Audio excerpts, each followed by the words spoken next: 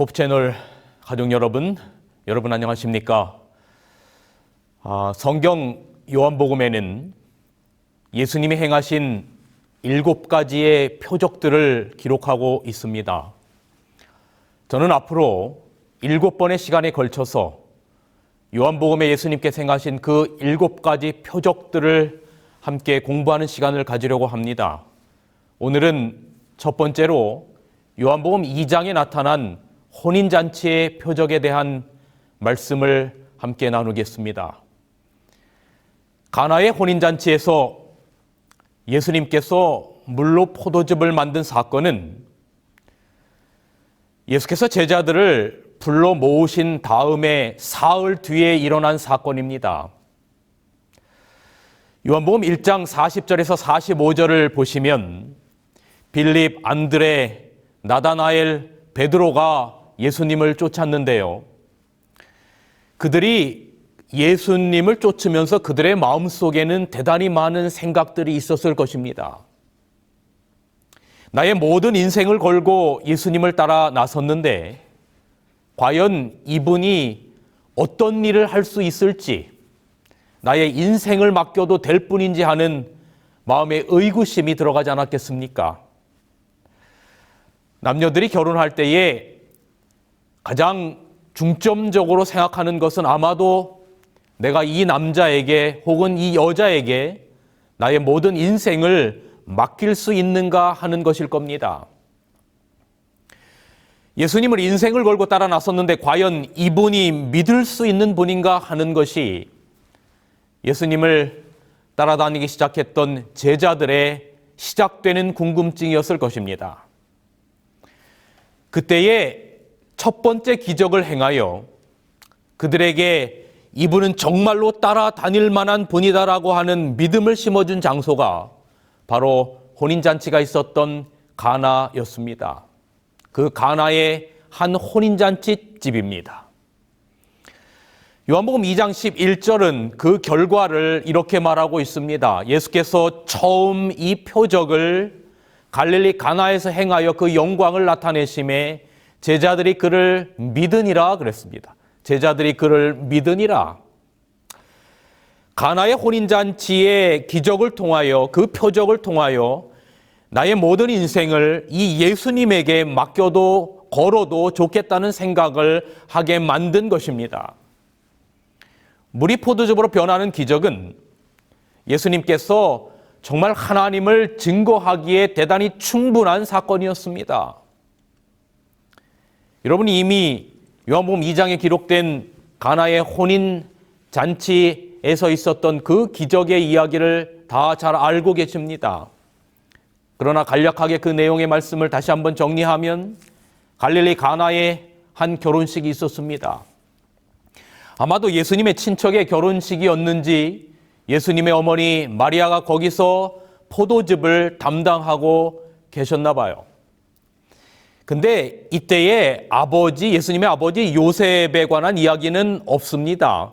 아마도 성경 12살 때 예수님께서 6월절에 예루살렘으로 갔을 때 이후에는 아버지 요셉의 이야기는 성경에 나오지 않는 거로 봐서는 아마도 아버지 요셉은 이때는 이미 죽지 않았나 싶습니다. 아무튼 예수님과 제자들이 그 혼인잔치에 참여했습니다. 그런데 혼인잔치집에 무슨 문제가 생겼어요? 잔치에 가장 중요하게 여기는 포도즙이 떨어진 것입니다. 이스라엘에서는 물이 대단히 귀했기 때문에 물 대신 포도즙이 가장 흔한 음료로 사용되었습니다. 그런데 잔치상에 포도즙이 떨어졌으니 큰일이 아닙니까? 그런데 문제는 그 포도즙이 떨어진 것을 다른 많은 사람들은 전혀 모르고 있었다는 것입니다. 다행히 이 순간 예수님의 어머니 마리아가 등장합니다. 문제를 알았을 뿐만 아니라 그 문제를 해결할 방법도 알고 있었습니다.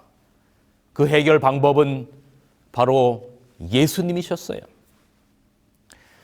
마리아는 예수님이 단순히 자신의 아들이 아닌 존재임을 희미하게나마 알고 있었습니다. 이 부분에 관해서 여기 엘렌 화이트는 이렇게 기록하고 있습니다. 30년 동안 이 여인 마리아는 예수가 하나님의 아들이요 언약된 세상의 구주시라는 증거들을 간직해 왔다. 그 여인은 희망과 당혹스러운 의심사리를 오르내리고 있었지만 그의 아들이 참으로 약속된 그분이라는 확신을 어떻게 느끼고 있었다? 확실하게 느낀 건 아니고 다소간 느끼고 있었다. 여러분, 사람에게 부족함, 모자람이 없었다면 우리 모두는 스스로 신으로 착각하고 살았을지도 모릅니다. 우리에게 부족함, 모자람이 있다라고 하는 것은 우리의 연약함을 깨닫는 것은 어쩌면 영적으로 대단히 중요한 것인지 모릅니다. 성경의 죄가 온전히 한 존재를 사로잡을 때는 자기가 부족하다고 생각할 때 죄의 영향력 아래 빠졌던 것이 아니라 자기가 부족함이 없다라고 생각할 때 한 존재가 온전히 죄 아래 사로잡힌 모습을 봅니다. 대표적으로 여러분이 아시는 것처럼 루스벨이 그랬어요. 천사장의 자리에서 전혀 부족함이 없고 완전한 존재로 창조된 이 바로 루스벨은 그가 부족하다고 여겼던 그 자리에서 타락한 것이 아니라 그가 온전하다고 생각된 그 자리에서 교만함으로 말미암아 타락되었고 천사장의 자리에서 떨어진 것입니다. 다윗도 그렇지 않습니까, 여러분? 전쟁에서 나가서 정말 고통과 어려움 가운데 있을 때 혹은 사울로부터 쫓겨다닐 때는 여러분 시편의 기록들을 보십시오. 하나님 앞에 얼마나 전적으로 의지했는지. 그러나 다윗이 왕이 되고 전쟁에서 승리하고 모든 것들이 평탄하게 보일 때 충신의 아내를 범하고 충신을 죽이는 그 끔찍한 죄악을 범한 것입니다. 여러분, 그래서 우리가 어떤 어려운 일에 부딪힐 때마다 우리의 한계를 깨닫고 부족함을 인정하며 하나님을 찾게 된다면 그 어려움은 오히려 축복이 되게 되는 것입니다. 이런 가만히 우리가 한번 생각해 보십시오. 정말로 우리가 하나님께 간절히 매달릴 때가 언제인가?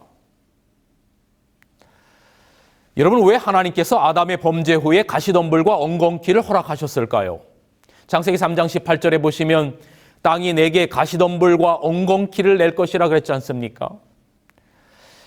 여러분, 이게 단순히 저주의 상징으로만 보면 우리는 하나님의 아름다운 성품들을 다 잘 이해하지 못하는 겁니다. 여기 부좌 선지자 60페이지에는 이렇게 기록합니다. 이제부터 사람의 운명이 된 수고와 염려의 생애도 사랑으로 지정된 것이었다.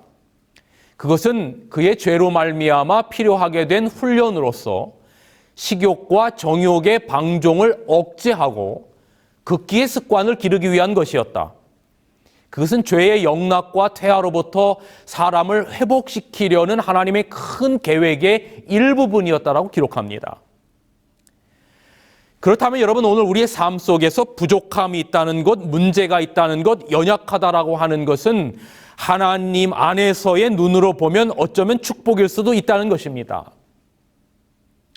어떤 어려움이 우리를 하나님 앞으로 인도하고 그분을 전적으로 신뢰하게 만든다면 우리의 약함이 도리어 은혜의 통로가 될 수 있습니다. 그러므로 우리에게 다가오는 혹은 우리에게 닥친 인생의 가시덤불과 엉겅퀴가 우리의 한계를 깨닫게 만들고 전능하신 하나님을 온전하게 신뢰하게 만든다면 여러분, 그것은 오히려 우리들에게 축복이 될 수 있는 겁니다. 제가 좋아하는 시 가운데 정호승 시인의 내 등의 짐이라고 하는 시가 있습니다. 제가 지금 낭송해 드리겠습니다. 한번 마음 가운데 묵상해 보시기 바랍니다.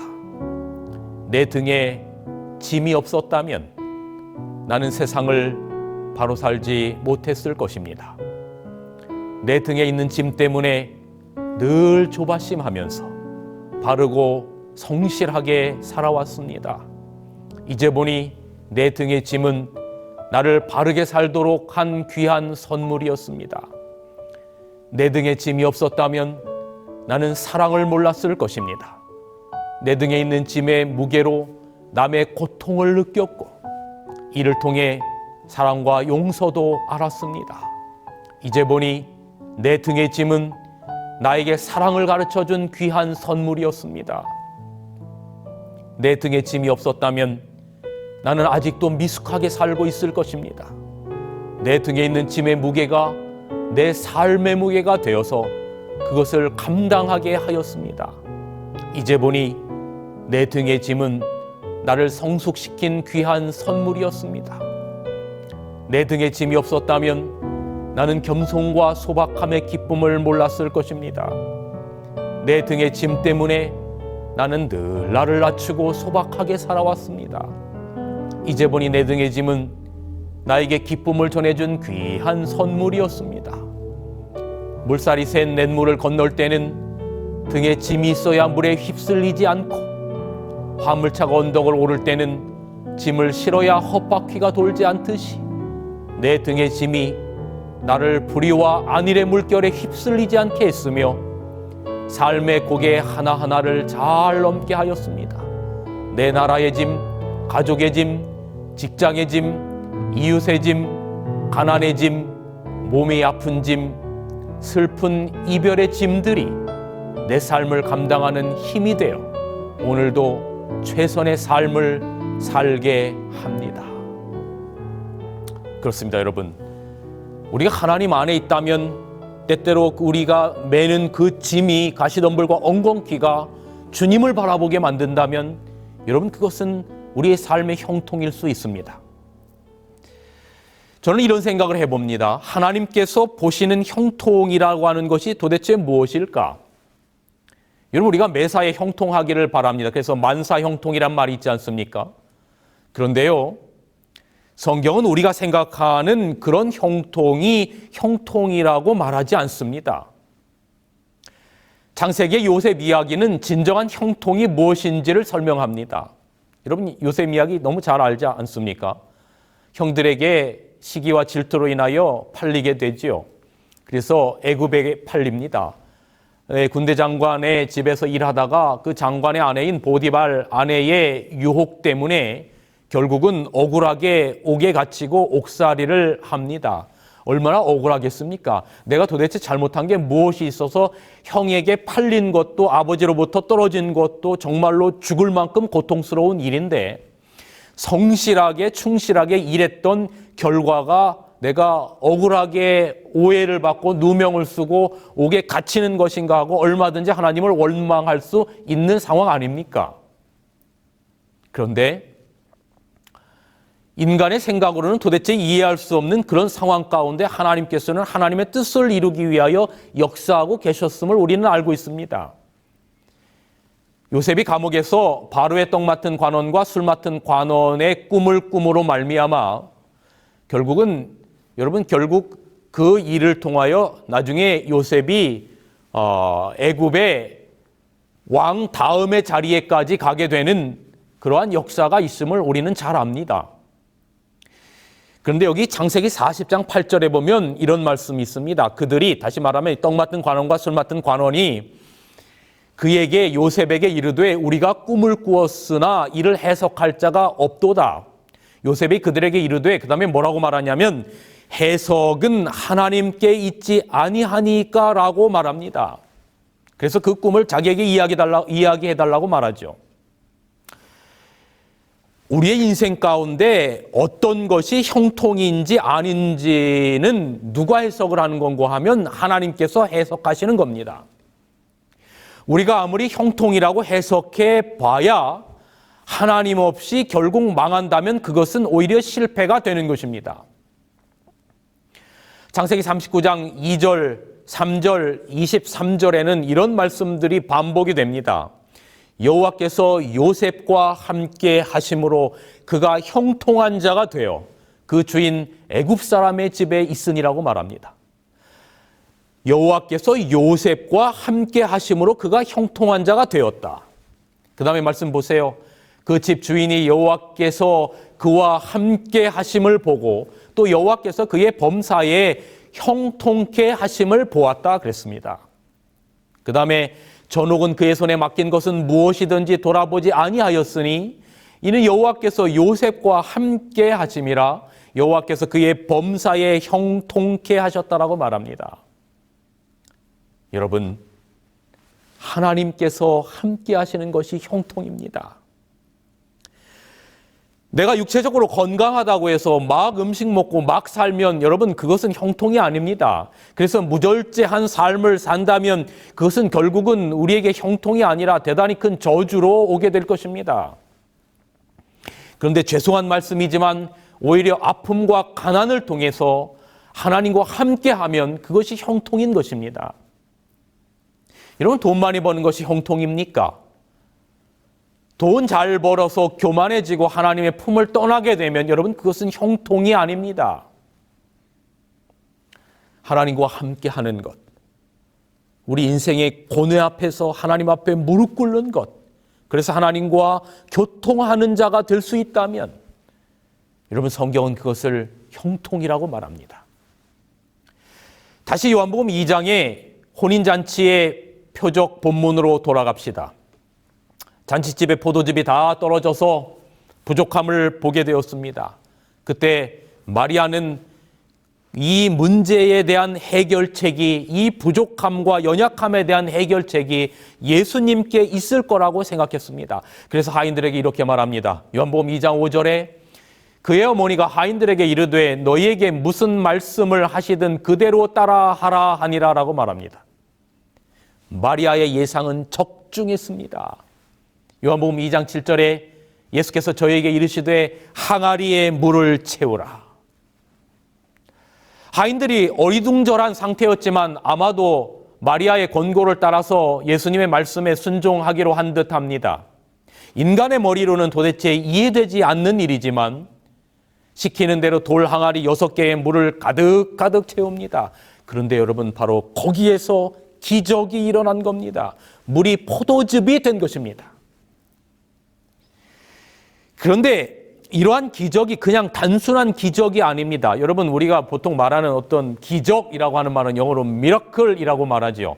그런데 요한복음에 나타나는 이 기적들은 용어가 미러클이 아니라 이 사인, 표적이라고 표현했습니다. 요한복음 2장 11절에 예수께서 이 처음 기적을 이라고 말하지 않고 이 처음 표적을 갈릴리 가나에서 행하여 그 영광을 나타내심에 제자들이 그를 믿었다라고 말합니다. 표적 자체가 중요한 것이 아니라 그 표적이 가르치는 최종 목적지가 중요한 것입니다. 여러분 예를 들어서 저희가 서울에서 부산을 목적지로 간다 할 때에 그 사이사이에 휴게소를 들린다거나 또 혹은 그 사이사이에 있는 도시들이 그것이 최종 가야 할 목적지가 아닌 겁니다. 목적지는 바로 부산이죠. 그래서 서울에서 부산을 갈 때 그 어떤 표지판이나 여러분 내비게이션을 따라서 목적지로 끝까지 가는 것, 그것이 대단히 중요한 것이지요. 마찬가지로 표적은 어떤 표적이라고 하는 자체의 의미가 중요한 것이 아니라 그것이 가르치는 최종 목적지가 무엇인가 하는 것이 중요한 것입니다. 특별히 요한복음에 기록된 기적들은 전부 다 표적들입니다. 그러므로 그 표적을 통해서 오늘 우리에게 최종적으로 전달하려고 하는 메시지가 무엇인가를 깨닫는 것이 이번 요한복음에 나타난 7가지의 표적들을 우리가 공부하는 목적이라고 생각됩니다. 여러분 요한복음 20장 30절에서 31절의 말씀을 읽어드립니다. 예수께서 제자들 앞에서 이 책에 기록되지 아니한 다른 표적도 많이 행하셨으나 오직 이것을 기록함은 너희로 예수께서 하나님의 아들 그리스도이심을 믿게 하려 함이요 또 너희로 믿고 그 이름을 힘입어 생명을 얻게 하려 하심이라.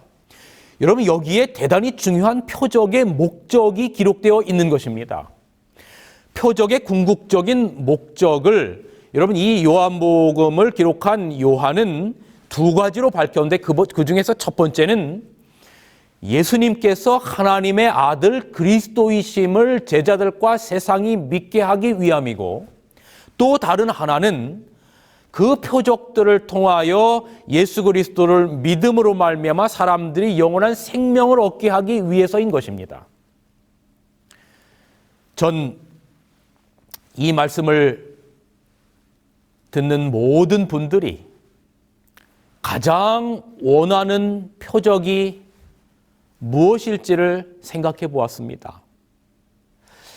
여러분이 하나님의 말씀을 들으면서 원하는 가장 궁극적인 표적이 무엇입니까?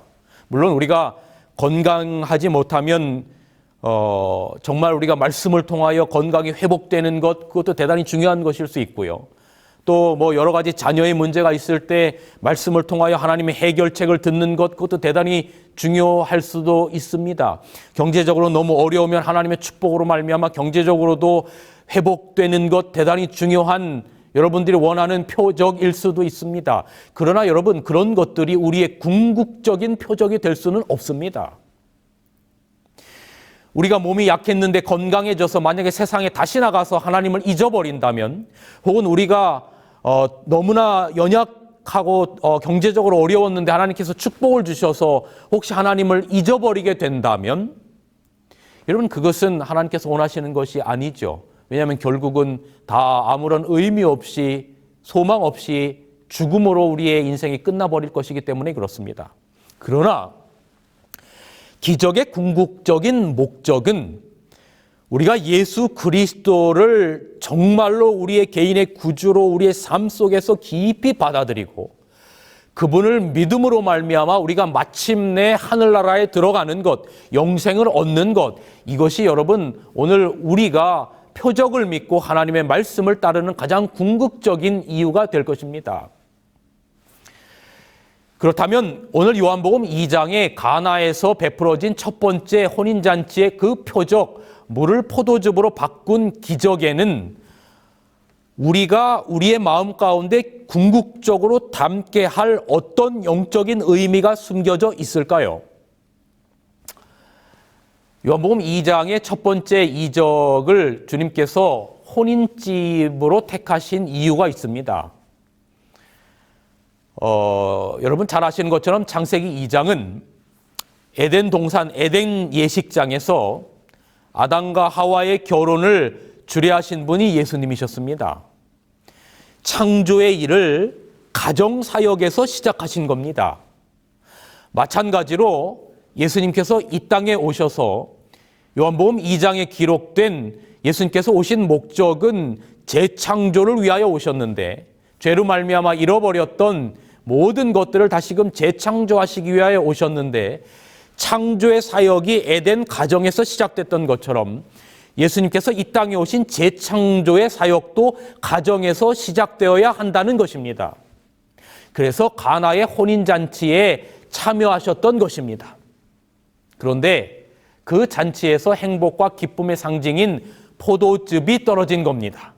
그래서 그 잔치집을 재창조의 에덴 동산으로 만드신 것입니다.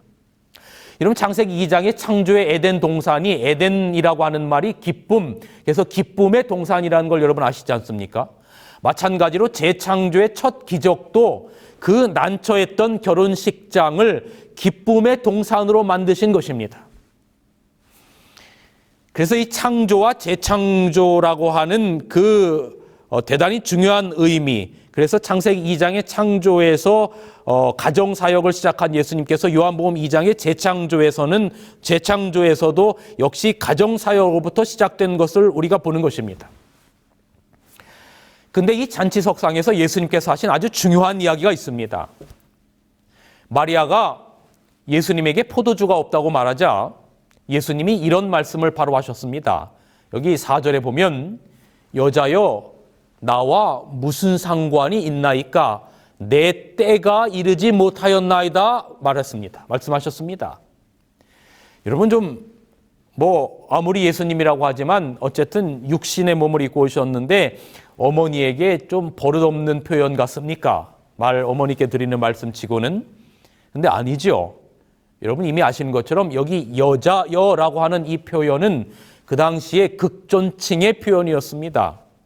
그렇다면 내 때가 이르지 아니하였다라고 하는 말은 도대체 무슨 말씀일까? 나와 무슨 상관이 있나이까? 아직 내 때가 이르지 아니하였다라고 하는 이 말씀은 도대체 무슨 말씀일까요?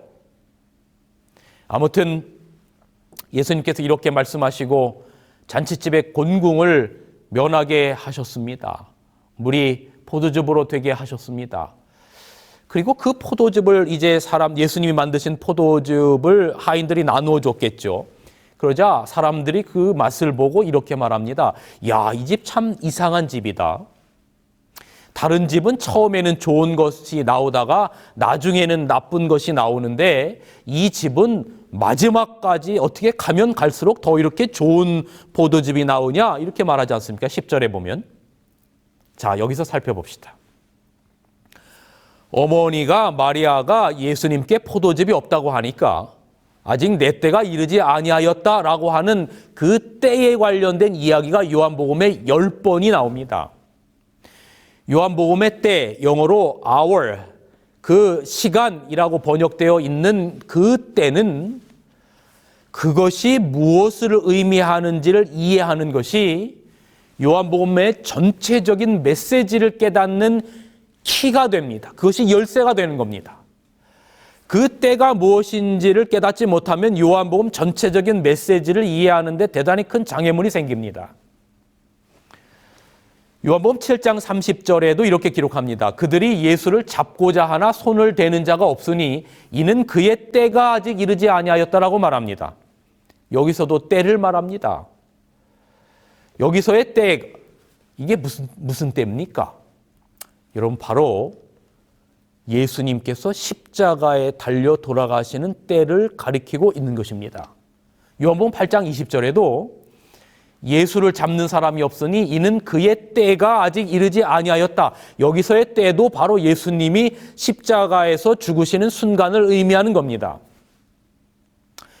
요한복음 12장 27절에도 지금 내 마음이 괴로우니 무슨 말을 하리요? 아버지여 나를 구하여 이 때를 면하게 하여 주옵소서. 그러나 내가 이를 위하여 이 때에 왔나이다라고 말합니다. 예수님께서 십자가에서 죽으실 일을 생각하며 바로 그 때를 위하여 오셨다는 사실을 재다짐하고 계시는 장면입니다.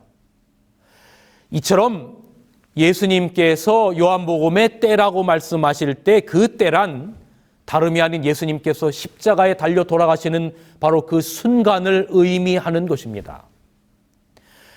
이 때에 관한 것은 창세기 3장 15절에 여자의 후손이 뱀의 머리를 상하게 하는 때이며 구약의 모든 성소에서 표상했던 어린 양인 예수님이 인류의 죄를 위하여 십자가에 달려 돌아가시는 때이며 다니엘 9장 27절에 예수께서 영광을 받으시고 십자가에 돌아가시는 한 일회의 절반에 이루어지는 예언적으로 언급된 바로 그 때를 말하는 것입니다. 그런데 예수님은 십자가에서 죽으신 그 순간이, 그 때에 이루시는 일이 가장 비참한 순간이 아니라 가장 영광스러운 순간이 될 것이라고 말씀하고 있는 것입니다.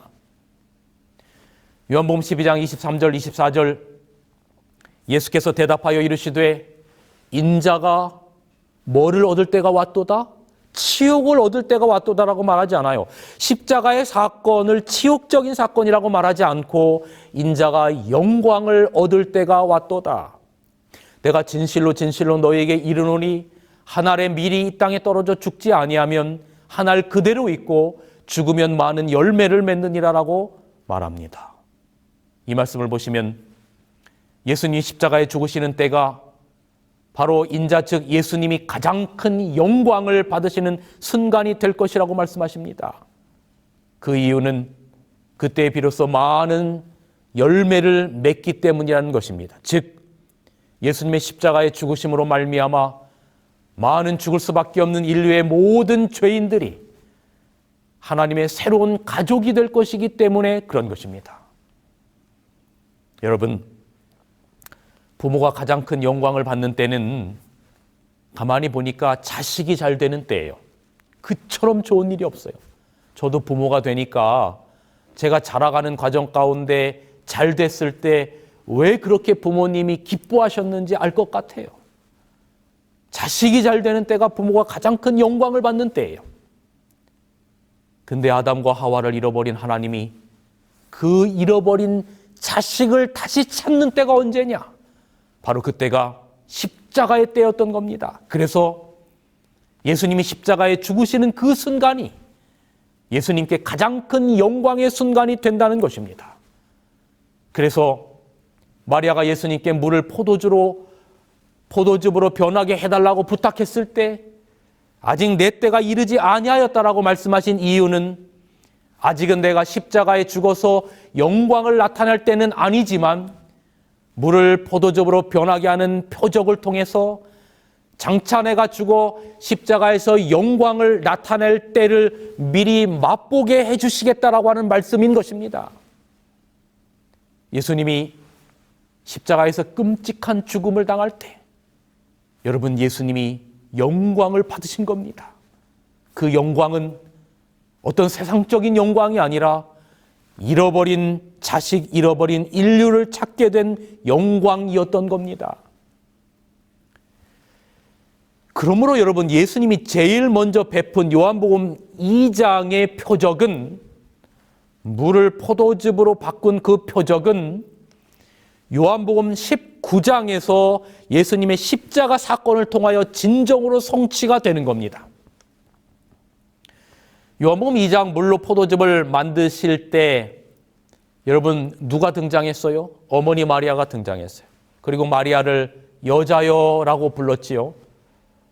그런데 여러분 예수님께서 십자가에 달려 돌아가시는 요한복음 2장이 성취되는 실제로 그의 몸에서 흘러나오는 그 포도즙을 상징하는 예수님의 보혈의 피를 상징하는 바로 그 장 요한복음 19장에는 놀랍도록 요한복음 2장과 비슷한 이야기가 나옵니다. 요한복음 19장 29절 거기 신 포도주가 가득 담긴 그릇이 있는지라 사람이 신 포도주를 먹으면 해흉을 우슬초에 매어 예수의 입에 대니라고 말합니다. 그리고 예수께서 신 포도주를 받으신 후 가라사대 다 이루었다 하시고 머리를 숙이고 영혼이 돌아가시니라. 예수님 돌아가실 때 여러분 포도즙 이야기가 나오죠. 그런데 아주 극도로 발효된 신 포도주, 십자가가 너무 고통스러우면 포도즙을 발효시키면 신술이 되는데 아주 극도의 마취성 술이 되는데 그것을 마시면 십자가에 달린 죄수들이 약간 정신이 혼미해져서 마취의 효과가 있다고 합니다. 예수님 십자가에 달려오셨을 때 예수님께 그 신 포도주가 건네줬어요. 그런데 예수님이 잠깐 맛보고 그것을 거절하셨어요. 예수님은 요한복음 2장에서 가장 좋은 포도즙을 주셨는데 그래서 인간을 행복하게 했는데 인간은 요한복음 19장에서 예수님에게 신 포도주를 드린 겁니다. 그런데 여러분 여기 그 포도주가 무엇을 표상하는가? 요한복음 19장 34절 그중 한 군병이 창으로 옆구리를 찌르니 곧 피와 물이 나오더라. 여러분 성만찬에서 우리가 성만찬을 할 때 포도즙이 뭐를 상징해요? 네, 바로 예수님의 피를 상징하지요.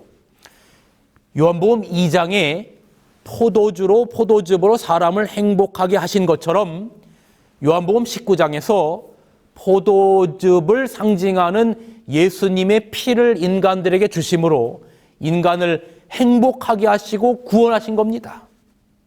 요한복음 6장 54절에 내 살을 먹고 내 피를 마시는 자는 영생을 가졌고 마지막 날에 내가 그를 다시 살리리니. 여러분 요한복음 2장에 나온 사건이 요한복음 19장에서 성취된 겁니다. 그러므로 요한복음 2장에서 사람들을 기쁘게 했던 그 포도즙은 결국 예수님께서 십자가에서 흘리실 보혈의 피를 표상하는 것이었던 거죠. 그 십자가의 보혈이 사람들을 구원하는 진정한 기쁨을 주는 포도즙이었다는 것입니다. 그래서 인간의 행복은 십자가의 진리를 발견할 때 진정한 행복이 오는 겁니다. 거기에서 우리의 존재 가치가 무엇인지를 바라보게 되는 것입니다. 십자가로부터 흘러나오는 예수 그리스도의 보혈의 피가 오늘 우리에게 진정한 행복과 영원한 생명을 줄 수 있다는 것입니다. 바로 이것이 요한복음 2장의 그 표적에 우리가 궁극적으로 발견해야 될 놀라운 진리인 것입니다. 꽤 오래전 서울 삼육병원에서 결혼식이 있었습니다. 그런데 제가 아는 한 지인이 동시에 그 옆 장례식장에서 장례를 치렀습니다. 결혼식장에서 장례식장으로. 여러분, 이것이 인생입니다. 요한복음 2장 10절, 사람마다 먼저 좋은 포도주를 내고 후에 낮은 것을 내거늘. 좋았다가 나빠지는 것, 기쁨에서 슬픔으로 가는 것, 생명에서 죽음으로 가는 것, 좋은 포도주에서 나쁜 포도주로 가는 것, 이것이 우리의 하나님 없는 인생입니다. 그러나 예수님이 나누어주는 그 포도즙을 마시면, 십자가로부터 흘러나오는 보혈의 피가 우리의 삶을 적시면 우리의 행복은 뒤로 갈수록 더 커져가게 되는 겁니다. 요한복음 2장 10절, 그대는 지금까지 좋은 포도주를 두었도다 하니라. 점점 좋은 인생의 포도즙이 우리의 삶 가운데 거하게 되는 겁니다. 세상은 처음에는 달다가 나중에는 쓰죠. 그러나 예수 안에 있는 기쁨은 갈수록 행복해지는 겁니다. 영원한 행복의 포도즙, 좋은 포도즙, 즉 그리스도의 보혈의 피가 여러분 이번 한 주간도 여러분을 영원한 생명으로 초대할 것입니다. 요한복음 6장 54절, 내 살을 먹고 내 피를 마시는 자는 영생을 가졌고 마지막 날에 내가 그를 다시 살리리니, 여기 영감의 글은 이렇게 기록합니다. 이 말씀을 읽고 마칩니다. 우리가 믿음으로 그분을 우리의 구주로 굳게 붙잡을 때, 다시 말하면 십자가의 보혈의 그 피를 우리가 굳게 붙잡을 때, 우리는 그리스도의 살을 먹고 피를 마시는 것이다. 이것이 우리의 매일매일의 삶이 되기를 간절히 바라면서 말씀을 줄이겠습니다.